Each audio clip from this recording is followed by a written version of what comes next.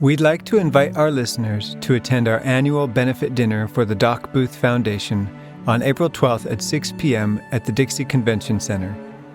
This year, we're honoring the great Mary Esther Staley Putnam, who has been a pillar in this community. If you can attend or would like to donate, you can buy tickets at docboothfoundation.org.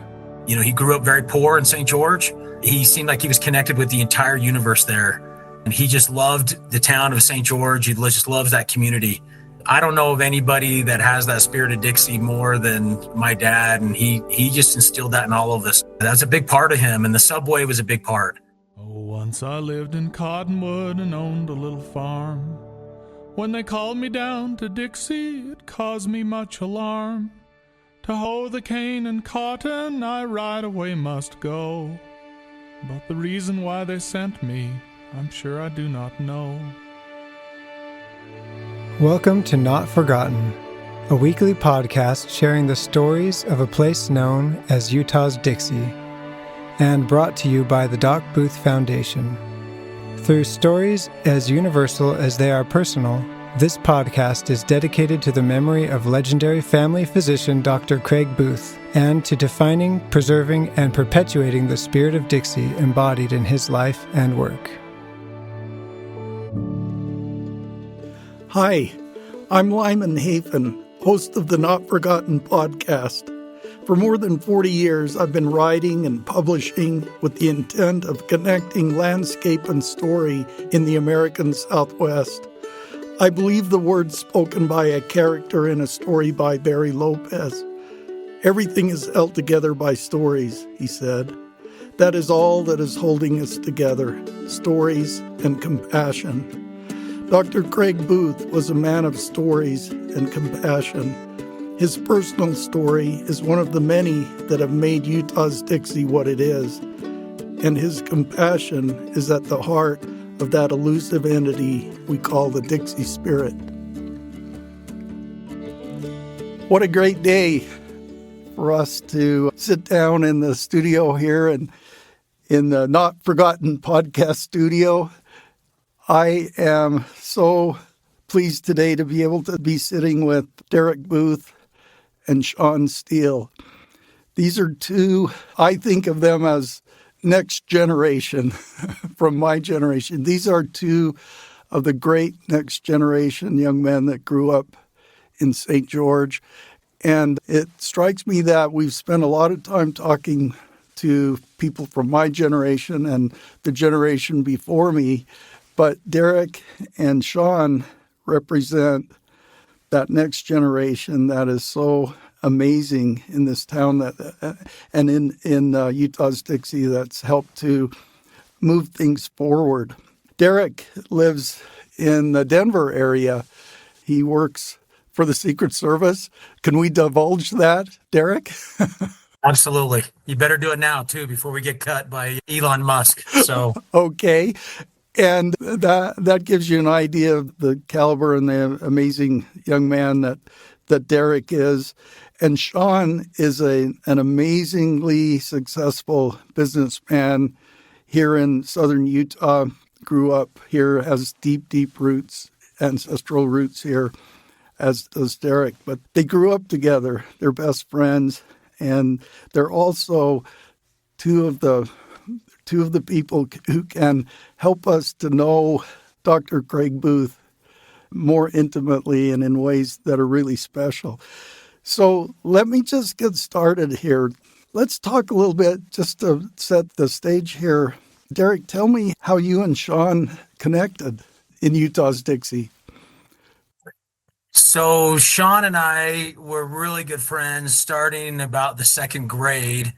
Shaun's family moved down to St. George about that time, and our moms, Alice and Maureen, went to school together. They were really good friends growing up. And one day my mom said to me, "You need to stop on your way to West Elementary." I would walk to school every day and pick up Shaun and his sister Jody. And so I did, and I still remember, we've talked about this before, they had West Elementary T-shirts on.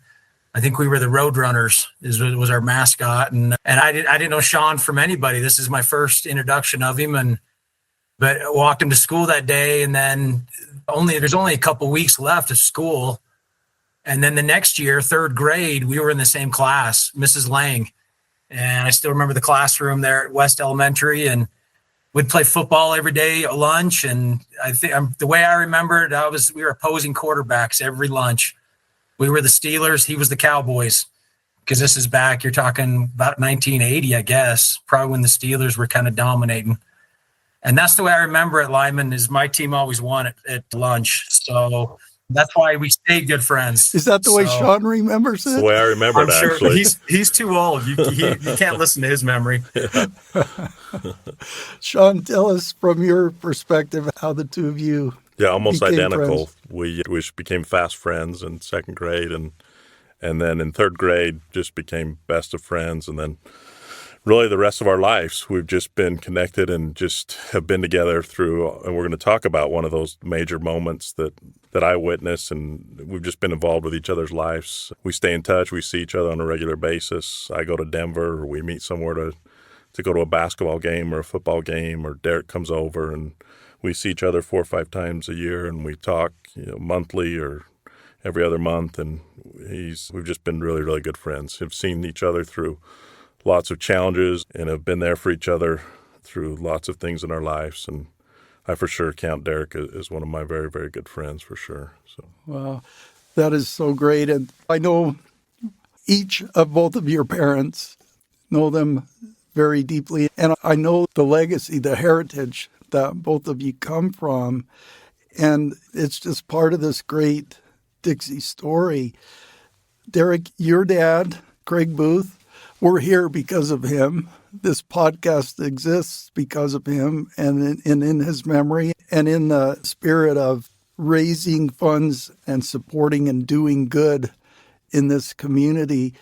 Can you talk from the perspective of your dad and how he connects you and Shaun together?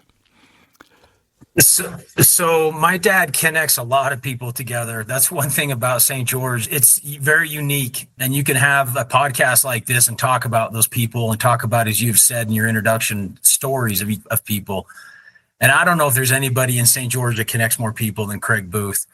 And Shaun and I have a very unique relationship, as you mentioned. Dad's helped both of us through a lot of things. And I kind of disappeared for a little bit, and Shaun kind of took my place, if you will. And Shaun developed a really good relationship with my dad and went to a lot of ball games with him, would go on hikes with him, spend a lot of time with him. And it was it was mutually beneficial for both of them. And I think they both did a lot of good in the community. They did a lot of good for each other. They did a lot of good for my mom. They did a lot of good for their other family members there in St. George. And it's just a good partnership. Dad's easy to be a friend with. He's easy to talk to. He's easy to connect with. And there's so many people there in St. George. And I know Shaun, we've talked about this many times. Shaun is blown away by how many people Dad knew and the names and the stories and the connections. And it's amazing how many people are connected to him and to our family members. So that's so true. It can't be overstated. Sometimes it seems like we're blowing this up too much, but it cannot be overstated. And we're sitting here. We have Shaun in the studio. I don't think I mentioned earlier that Derek is joining us from his home or his office in the Denver area. So we're connecting with Derek remotely. But we're sitting here in the studio in St. George, remembering someone really, really special and making those connections, as you mentioned, Derek. And one of those great threads through all of this is Craig Booth's love for Zion National Park, Zion Canyon, and that amazing landscape, which is just happened to be his backyard where he was born, happens to be all of our backyard. We were born here, and part of our inheritance was a backyard like Zion National Park. And I'd really love to talk about how Zion National Park, and particularly that left fork of North Creek in Zion, how that became part of Craig Booth's legend. What I remember is my dad went down the subway for the first time about 1988, around there. I was 16 or 17 years old, and I was not on his first trip down. I believe Judge Bob Owens, who lived just down the street from Mom and Dad there, took Dad down the first time, and I'm pretty sure there was a big group of people, because I remember Dad coming home and talking about it for a couple of reasons. Number one, they had a major issue, and there was an older gentleman by the name of Burton Stanley, I believe. He was went to church with us up there on the Red Hill, and they're helping him down off one of these rocky cliffs, and he had a heart attack, or he passed out, or he had some kind of medical issue, and they ended up having to life flight him out. They had to end up calling a helicopter in to get him out of there. So that made a big impression on Dad, and there's nobody better to be in that situation. Dad was a perfect guy when it came to crisis and medical situations. I mean, he was on his way. He interned down in Los Angeles as an ER doc. That's where I was born. But that was the first thing I remember him talking about. But the other thing I remember is how excited he was about that hike. Dad loved the outdoors already. He grew up deer hunting and pheasant hunting and fishing with his dad and his brothers and sister and family. But I just remember, and it is a 16, 17-year-old kid, it's hard to impress Craig Booth. He had a heck of a life, and by then he'd seen a few plays, been around the world a few times and seen some things. But I remember as a kid, he just lit up talking about that place. And I remember my first time was probably a week later, maybe 2 weeks later. I don't remember it being a long time, because he was so excited he wanted to go back. And so he planned the trip. Mom went with us. I believe my little brothers and little sister were there. My older brother, I believe, was out of the country on a mission. And I remember going down, and I was pretty impressed myself. And he just loved that hike. It was a perfect partnership, and we'll talk more. We'll give you some examples of what I'm gonna say here, but that was a perfect partnership for my dad. He loved to be outdoors. He loved to be social, but most importantly, he loved to go somewhere where there was not a telephone. He hated the telephone, and that was before a cell phone even existed. And all the years being a doctor, especially delivering babies, he was constantly on call. He constantly carried a beeper. And so I can't tell you how many times in my life as a kid, especially, how many times he talked about he wanted to just disappear.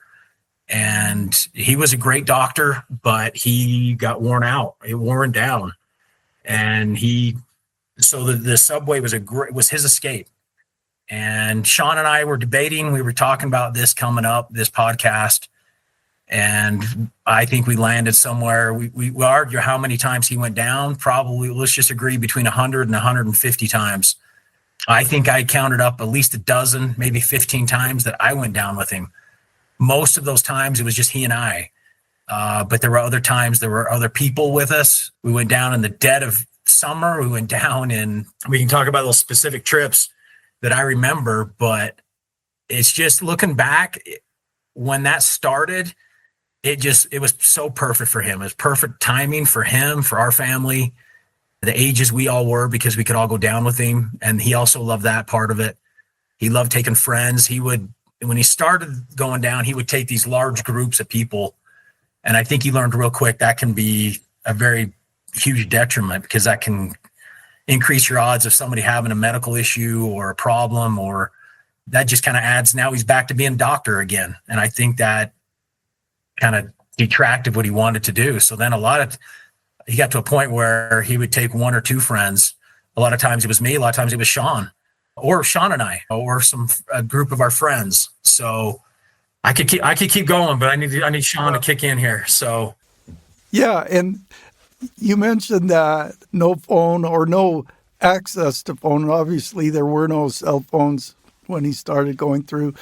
But It's amazing to me as you talk about that. He went the first time with Judge Owens, and then he went right back, and then he never stopped going those 100 or 150 times. And no, there weren't cell phones, and the digital age hadn't really hit yet. But something about Doc Booth made the Subway go viral before there was such a thing. And we can come back to that. Well, I think, Lyman, you're dead on, and I think he is the reason for that, the permit policy they have now. And I think he realized, but I don't think he realized it at the beginning. And then all of a sudden, these people would take groups of people. And I remember very vividly walking down that hike, that stream, and running into another big group of people that Dad knew they were going to be there. He would say, oh, for example, I don't remember this with Shaun, but he'd say, Shaun's bringing a group of people down.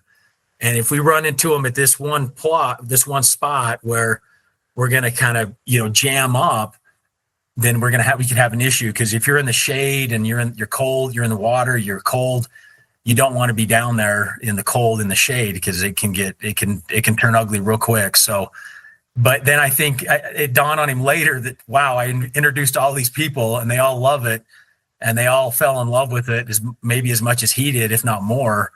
And so then they started bringing their friends and their family members and their buddies from out of town and their work partners. And before you know it, you had just these huge groups of people. And so that the Park Service had to step in and kind of control a little bit. Shaun, tell us about the Subway.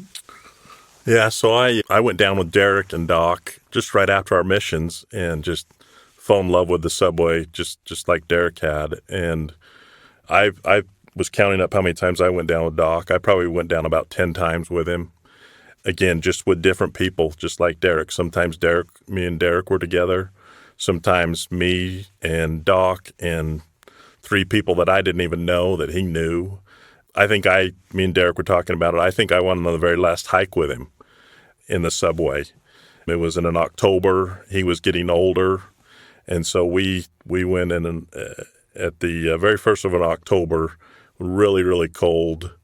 And we went through the Subway really, really quick. And I couldn't think of another time. I think that was it. He was getting older, and he didn't want to go anymore, because really it was that last half mile, that last mile out was just really, really brutal.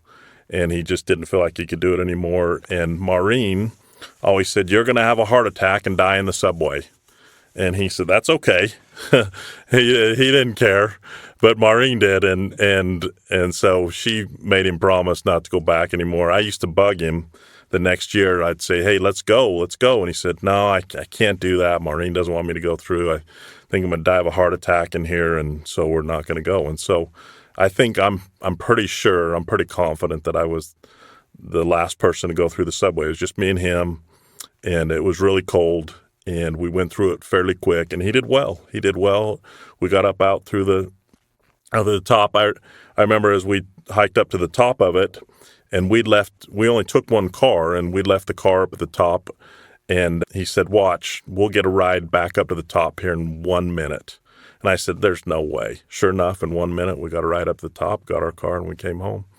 With me, when we went, he always kind of had a ritual. We always stopped in Laverica, and we got our Twinkies, and we had the Werthers, and we had our lunch, and it was always very down to a science what we were going to do, and when we were going to start to go through the Subway, and we'd always have to stop at the spring and have lunch, and we'd rest there for a minute, and then we'd go through, and I spent a lot of time with him in the Subway, and it was a really special time. Is my favorite hike by far, and that's what I remember about the Subway. So most of our listeners are, or I would say many of our listeners are familiar with the Subway, with the geography, the geology, but there's probably many who aren't.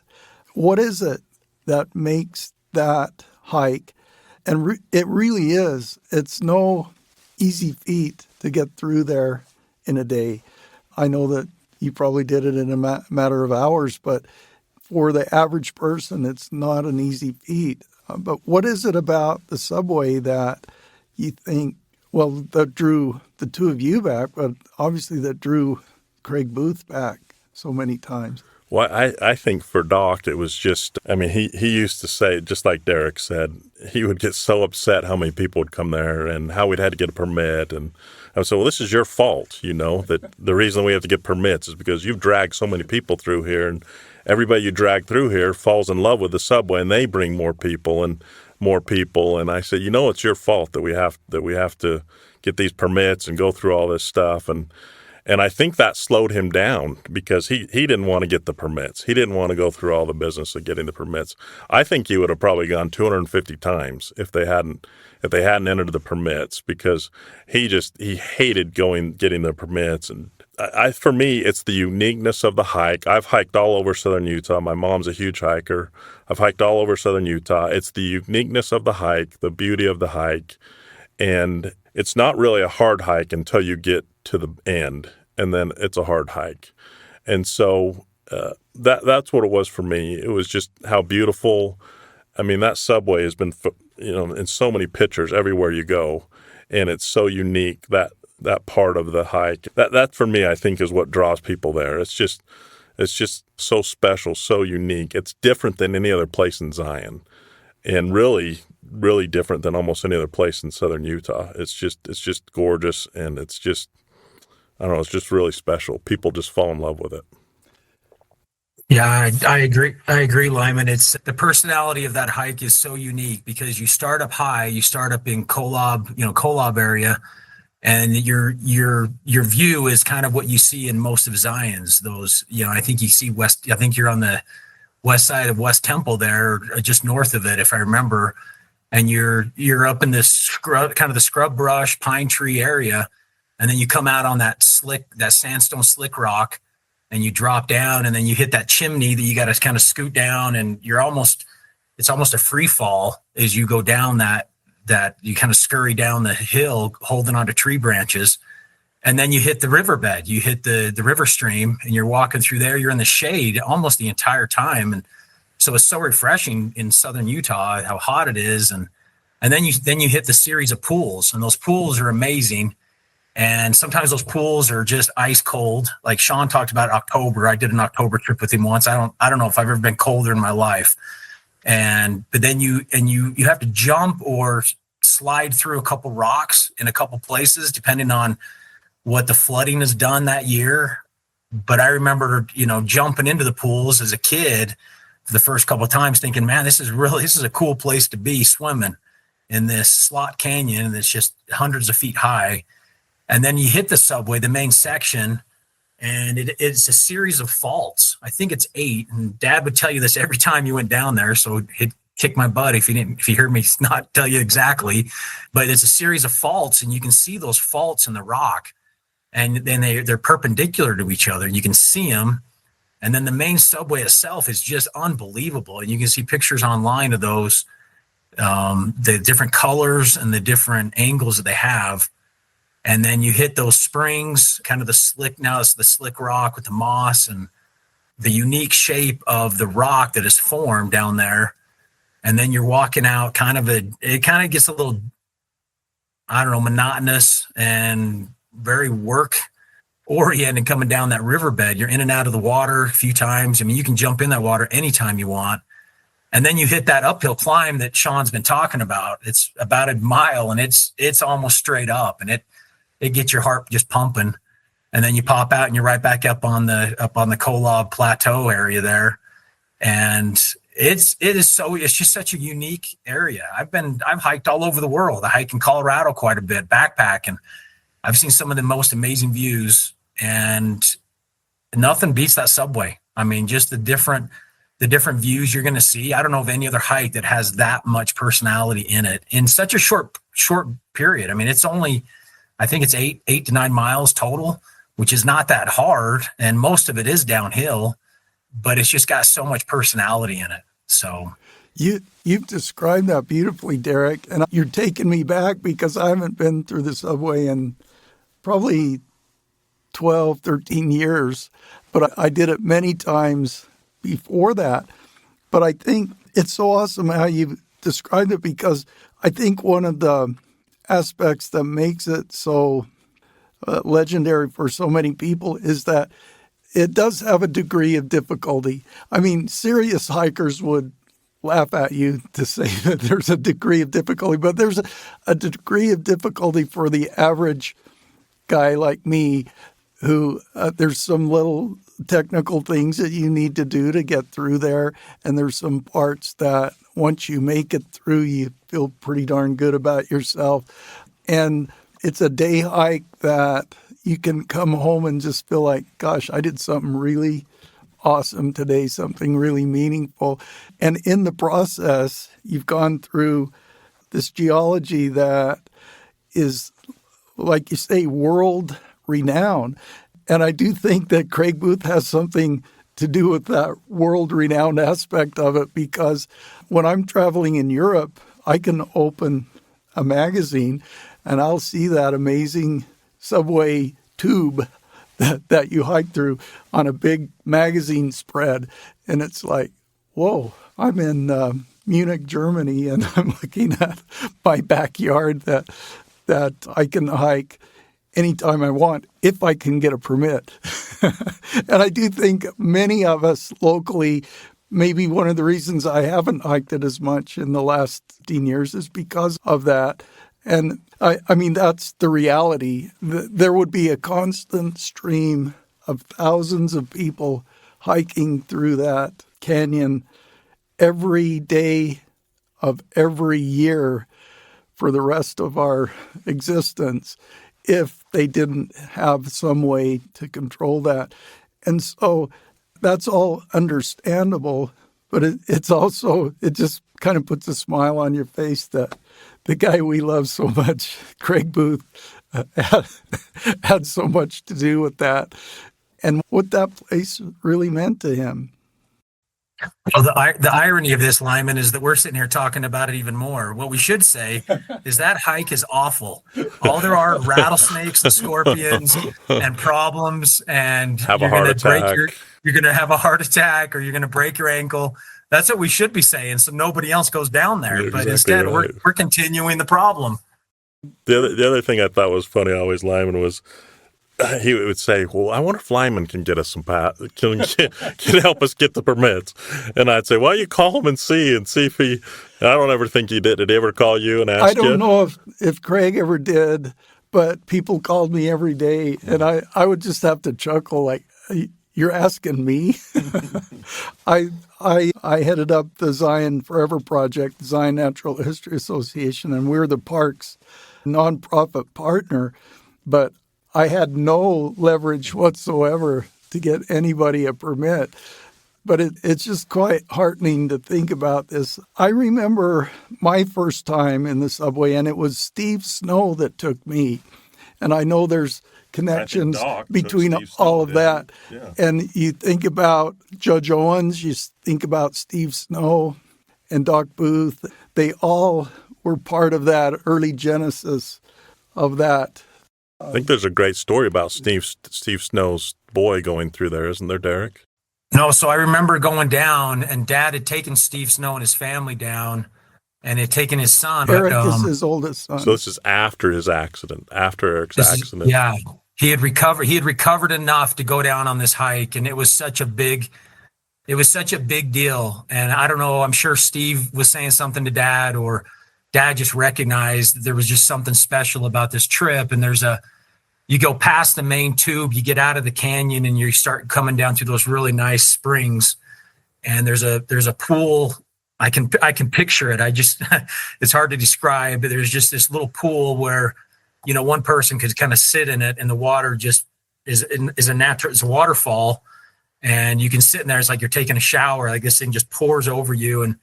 And Eric got in there and he was just like a little kid. Like this water was just pouring over him. And I don't know the details as far as what was said or what all was shared amongst them. But Dad, every time he told that story, he would tear up. And he just said how special that was for Steve and his family. And I think that was just hey, Eric has a recovered moment, and look at him. And look, he's back on his feet, and he's he is recovered and life is good. And Well, he was remembering though. He couldn't recall things, right? He couldn't recall things because of his accident, and so he was in the subway, and I think he started to remember being in the subway, and he started just to cry about this memory about being in the subway and how special that was for Doc. We weren't there. You weren't there, Derek. I know I wasn't. I wasn't there, no, but I remember him talking about it constantly. And maybe to give this context, so Eric Snow, Steve's oldest son, had previous to that suffered a really catastrophic bicycling accident that took months and months and months for recovery, and actually miraculously survived that accident. And it sounds like the subway was doing the subway after that was something that was very important. Yeah, it for was. him. So Steve Snow took you. I think Doc took Steve Snow. Steve Snow, I know, took 1 million people through there. Well, that's part of that. It's all Steve Snow's fault. It's Doc's fault, taking Steve Snow. All that viral activity that before viral was even known. We have a couple stories, though, Lyman, about it. Do you care if we share those? Derek, you got to share the 3 Nephites story, and then I've got one about Derek. And so I actually found this. Dad wrote, that's like a journal entry, and I found this, and it says Revelation and the 3 Nephites. And I'll just read this. This is, it's not very long. It says, one Saturday morning, I was helping Maureen bottle peaches.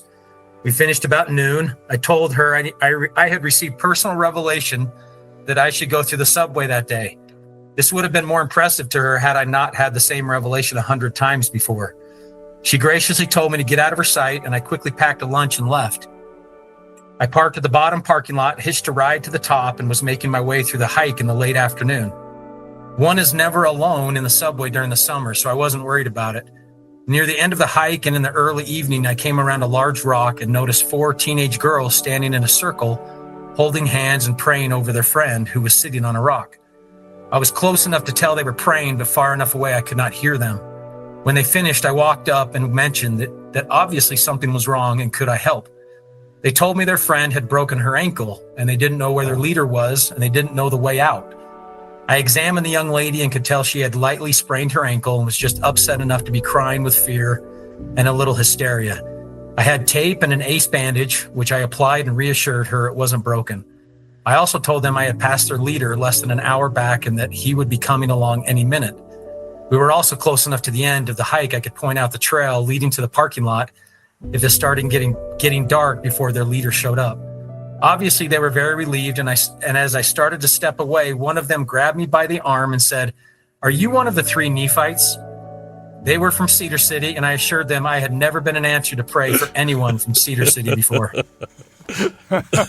So Dad loved that story probably more than any other, just because, number one, that is Doc Booth personified. He's in the right place at the right time. He was prepared. He had an ace bandage. He's in the subway. He recognized what's going on. He was willing to help him. But I almost guarantee, this is going to sound mean to say, but I guarantee he was so grateful that it wasn't broken.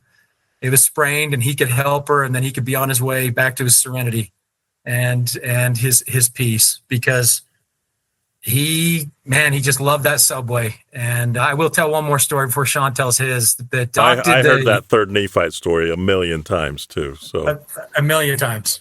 Dad did the hike once with Greg Croshaw, the old Dixie College football coach. And I did a hike. One of my last times down was with Doc and Greg Croshaw, just the 3 of us.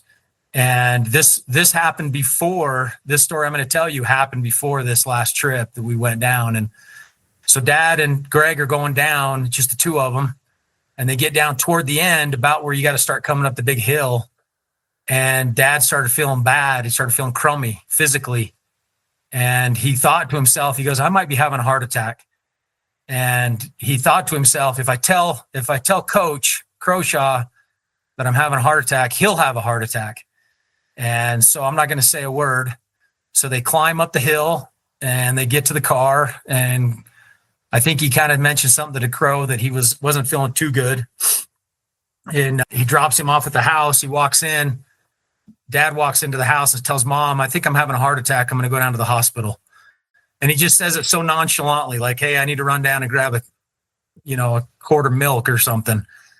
And so he gets in his car, drives down to the hospital, and walks up to like one young tech, didn't tell us, only one kid, that's it, and said, hey, I think I might be having a heart attack. Can you hook me up? And of course they hooked him up, and sure enough, he was having a heart attack, and the whole place just erupted, and they ended up putting a couple stents in his heart.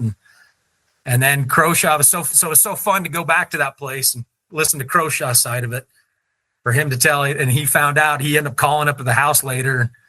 And I think whoever answered the phone, one of my little brothers or sisters, said, he's in the hospital. He had a heart attack. And to listen to Croshaw tell that was pretty special. So. Wow. I can't imagine.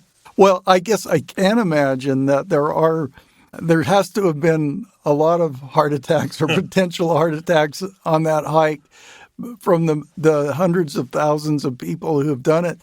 And to me, the thing that I didn't like about the subway was having to climb out of there at the end, because most of the time that I was hiking it, the years I was hiking it, I was in the worst shape of my life. And I'd get to that end and everybody else in the group would just zip right up the hill. How many times did you hike it? Probably 15 times. But they would all have to wait for me at the top, because I would just go a little ways and then rest and go a little further and rest. And every time I thought, this is the last time I'm doing this. And then sure enough, the next opportunity I went again. But that's part of the allure, I think, of the hike, is that you have this amazing experience, and then you got to really cowboy up to get up that hill at the end. Yeah, for sure. And it sounds like Craig Booth did it in the midst of a heart attack. That's just amazing to think. He used to think that Crow was going to have a heart attack in the subway, and then he ended up having one with Croshaw. That's what's funny about that story. So I just have one other story, Lyman, and I don't think me and Derek kind of reviewed some things, and this is the last story that we have, I think. But Derek, he told me, he says, hey, get some of our buddies, and Doc wants to take us through the subway and get some dates. And so a couple of our buddies and me and Derek and Doc, and Derek brought his date, and I got a date, and a couple of our other buddies got dates, and then we went with Doc. And so we started down the subway, and nothing was out of normal. And again, I've known Derek since second grade. I feel like I know him better than I know anybody. And nothing was abnormal. Nothing was said. There was no, hey, this is what's going to happen on this hike. And so we're just going through the subway just like we normally would. And we got to the spring at the end of the subway, and that's where we'd always stop, and we'd sit down and we'd eat lunch there. And so we sat down and ate lunch, and we're sitting there. And again, me and Derek are attached at the hip. And so I see Derek and his date start to walk up the subway. And so I'm thinking, we're attached at the hip. I'm going with him. And so I start walking up the subway. It's just, I leave my date back at the spring, and I start going with Derek and his date up the subway. And Doc says to me, hey, stay right here. And I'm like, why? I want to go up there with Derek. I want to be up there in the subway with Derek. And he says, no, you just stay right here. And so I said, okay. And, I was scared to death of Doc, so I did what he said. And so Derek and his date started, and I'd been dating this girl for a while. And so they started to walk up the subway, and we're all watching him because Doc's watching, and I'm thinking, what is going on right here? So I start saying to Doc, I go, is he going to ask Amy to marry him? And he says, shh. And so he kept walking up the subway, and sure enough, Derek gets down on his knees, gets down on one knee, asks his wife, soon-to-be wife, then at the time, obviously, but his wife, and said, will you marry me? And she said yes, and he put the ring on her, and then they came back, and we're all high-fiving and excited, and I'm ticked off because he didn't tell me that this was going to happen. But anyway, Amy didn't want to take the ring off, and Doc was so worried that she was going to lose it through the subway. And anyway, she ended up keeping the ring on, and walked up. We walked up the hill, and everybody's excited, and that's probably the best moment I've ever had in the subway. it's to see my very best friend ask his wife. And like we said in the beginning, we've just been through lots and lots of things. I was there when he asked his wife to marry him, and so that was just such an awesome experience. And I think it's probably the coolest place I've seen anybody ever ask anybody for their hand in marriage, and it was a complete surprise that none of us knew that he was going to do that, except Doc knew, but none of the buddies knew, and we were so excited for them, and it's my favorite story by far through the entire Subway. So what's interesting about that story, and I asked Amy about it. Amy Savage is who I ended up marrying, a girl from St. George. Her mom and dad, Rod and Marlene Savage. And I've gone down the Subway with Rod a few times. I don't know if I was the first one to take him down. I might have been, but I'd been dating. I'd known Amy since I knew Amy before I knew Shaun. I knew Amy from from kindergarten on, and I came home from a mission at Dixie College, ran into her, and we just started dating. And we've been dating for about 9 months at that time, and I knew right off the bat, like we started dating, I was like, I'm gonna marry this girl. And we'd just gone to Richfield for the 4th of July, which is a big thing back then, Richfield had a big 4th of July. And we had this Subway hike already planned. We planned this for like a month out. So all my buddies were going to be there, and Shaun and their dates. And so I came home from that 4th of July trip, and I said to my parents, I said, I need to ask Amy to marry me. And we started trying to think of what we're doing. And I'm pretty sure it was Dad that said, well, we're going to Subway next week. Why don't you just do it there? And so we did. And Dad carried the ring. Dad insisted that he carried the ring down. He didn't trust me that I could carry it through the Subway. So he had it in his little fanny pack, little pocket. And he's so funny. He had it all packaged up and some kind of, something to, pad it and keep it safe. And then I did that. And I do remember Shaun trying to walk up with me, and it was awkward to me because I was like, I wanted to say, Shaun, go back. But it's hard to say to your friend, And Amy, I asked Amy about it. She said she didn't want to take that ring off. And so she put a Band-Aid or a piece of tape or something in front of the ring so it wouldn't fall off as we walked down through the hike. But that was a special day, and that was a special place. And anytime I see a picture of the Subway, that's my first thought right there. And it was a great day. It was a great day to be there with Doc, and he loved it. He loved being a part of that, and he loved setting that up. That's just, again, that's Doc. He loved helping people, but he also loved, that kind of that social aspect of it, and how fun that was. That's great. There's so many layers to that story, but that was one of those pivotal points in your friendship where, Shaun, you had to realize that there was someone else. It was tough. It was tough. And then you find your wife, and you remain friends, but you also have started a new chapter. And so you learned something in the Subway. I did, for sure. Day. It changed everything right that day. That's really awesome. I'm just sitting here while you're talking, thinking of all the people that I know who have legendary stories in the Subway. I mean, Dave Newfer has shared some amazing stories with me. Brent Kamarath, Milo McCowan. They're all these guys who in the late 80s were hiking the Subway once Craig Booth sort of opened that door wide.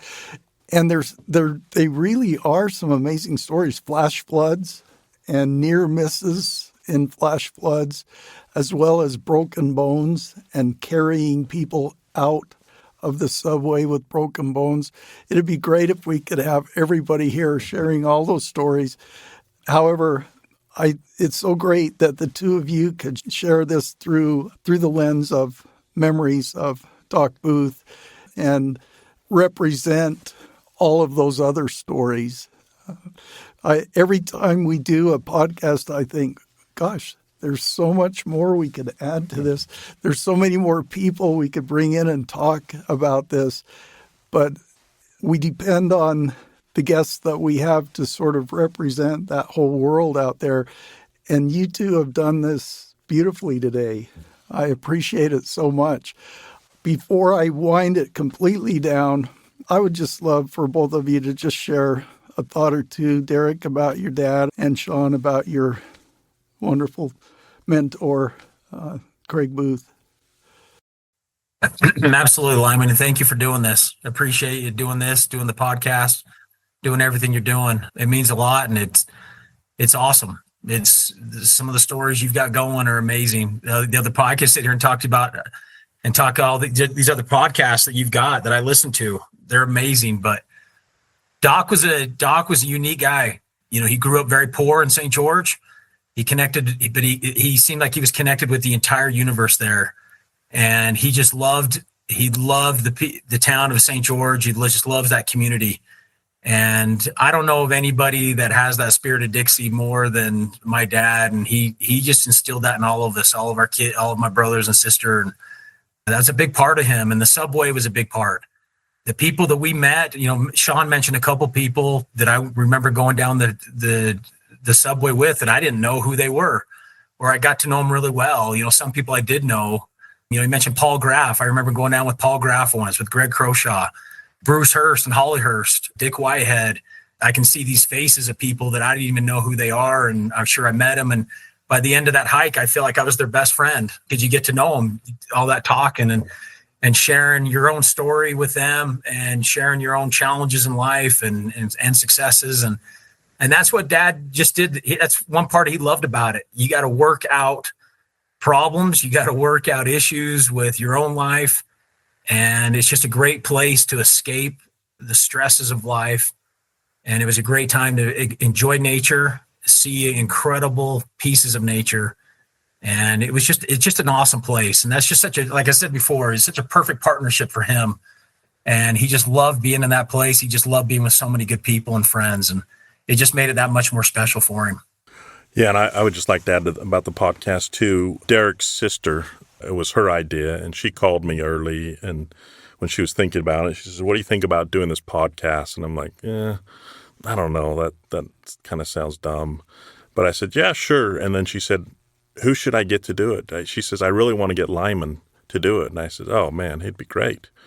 And it just has turned out great, Lyman. We're sure appreciative of you taking your time and Ricky's time to put this together, and it's just has exceeded our expectations. And after every podcast, I call Brittany and I say, Britt, we got to keep doing these podcasts. Keep Lyman and Ricky happy, will you? We got to keep doing these podcasts. And so many people in the community stop me and say, hey, we heard your podcast and it's great. And Lyman and Ricky do such a great job. And you had these people on. And anyway, we're just grateful, Lyman, for you helping us with this podcast and being involved.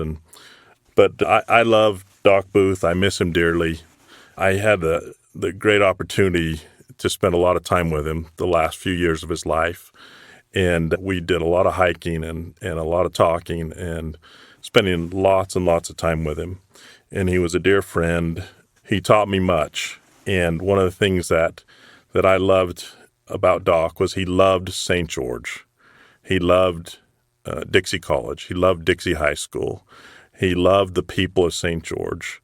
He loved to, just like Derek said, just socialize and visit with people. And Maureen used to say, well, I'm going to take a separate car to any event they would go to, because Doc would just sit there and visit and visit and visit. And Maureen would be like, I'm ready to go. And so Doc, he just loved St. George, and he loved being a pillar of St. George. And that's something I just love about Doc. He knew all the history of St. George.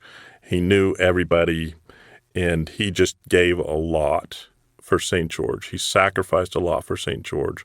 He used to tell me all the time, I could have gone anywhere to been a doctor, and they thought about staying in Los Angeles, but they decided to come back to St. George and serve in St. George. And I just miss him a ton. I love him and anxious to see him again. Shaun, thanks for sharing from so deep in your heart. I just sit here in awe of the two of you and what an amazing and wonderful friendship you have, and how Doc Booth was basically the thread of that friendship. And Shaun, thank you for your support of the Not Forgotten podcast. You're a behind-the-scenes supporter of this. That it would not exist without your support and your great business, Zag, the tech support and the tech accessories and the all that you do through your Zag stores is so important and so awesome. And thank you. I can't let this episode end without sharing one experience of my own. I never got to hike the Subway with Craig Booth. In fact, during those years, I didn't really know Craig that well. I only knew him by reputation. And it hasn't been until the last 15 years or so that Craig and I began to connect. And where we connected, I've talked about the bulls and the rodeo, but where we really connected even further was one day after my book, Where Two Streams Meet, was released, and this was in 2011. Craig called me up. I was in my office in Zion, and he called me up and he said, Lyman, I've read your book, and I want to talk to you about it. And I don't know if it was that morning that he came up or whether it was the next day, but he drove up to Zion, and then we got in my car because I was able to drive my car up the canyon. And as I drove up the canyon, he pulled out his copy of Where Two Streams Meet, and it was just full of little sticky notes, at least 30 sticky notes. I don't know if they were yellow or pink or what, orange but there were all these sticky notes. And as we drove up the canyon, he asked me questions about all of these things that I'd written about in my book. He wasn't questioning what I'd written. He just wanted to talk more about each of those things.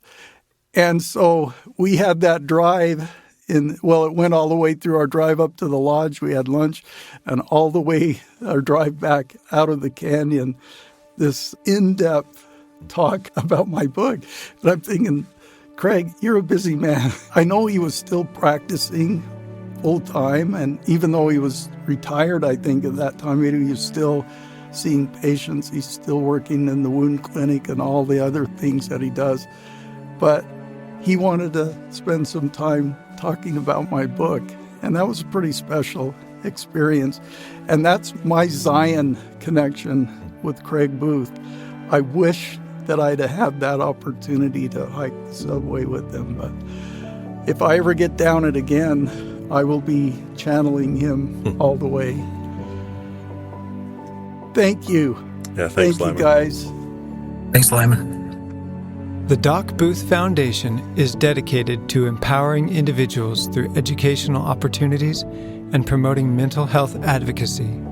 Through scholarships and funding for important community needs, the foundation perpetuates the can-do spirit of the founders of this community, using the lessons of the past to chart the course for a better future. Make your tax-deductible donation at docboothfoundation.org. Not Forgotten is produced by Ricky Valadez and made possible by the generous support of St. George Area Zag Stores, industry-leading tech support and accessories. Lyman Hafen's books can be found at lymanhafen.com.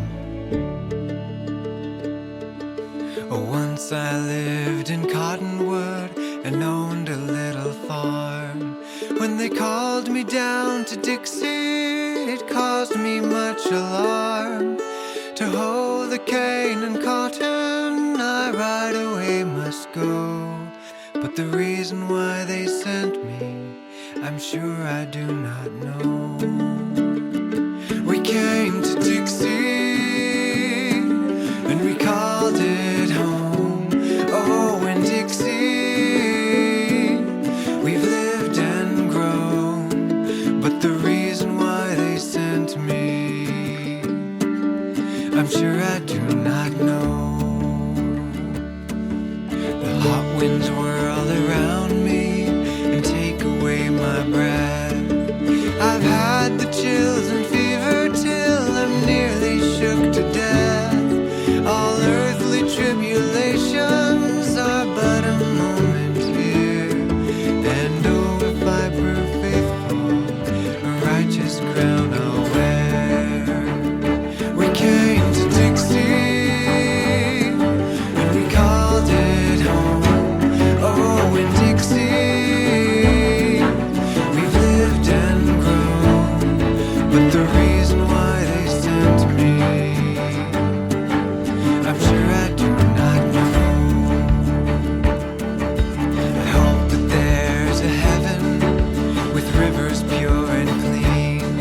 but I know